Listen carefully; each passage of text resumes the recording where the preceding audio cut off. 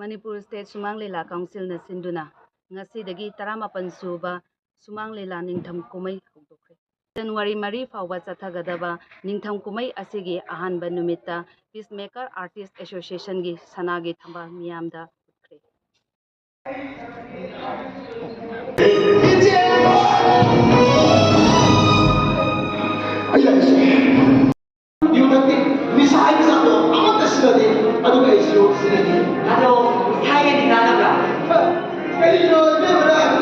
Aisiomgi hana palu jaga. Somna transfer sa kagadi lehogodor besinga do assistant na kata mida na aisi. Somgi mogo na phada na de itanna transfer ka hodo sumdabra na kata. Ai transfer bi makku na alam chade jabe.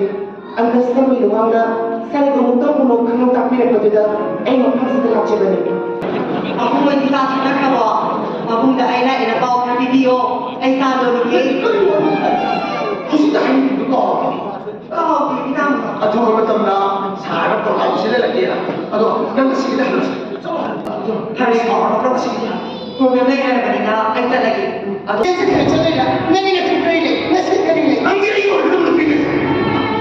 Ayo kita mesti ikai coba nama saya. Ayo pasti nama. Ayo ikai kita betul singa mahal saya. Mathau nalai kar mutwang saja kali. London se, ai lagi balik kami. Kulas kenal. Masana ya, lupi buktian singa bahaya saya. Ayo pulang singa.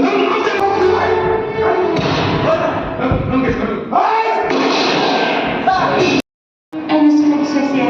Among dalam ni masih aduh kan ya? Habang kena lupa naik.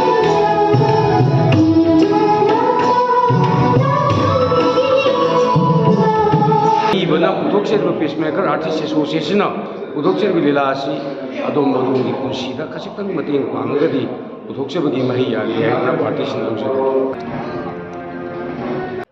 Nini sanba numit ki oina Iramdam Manipur Artist Association gi laisemba pathau utkani.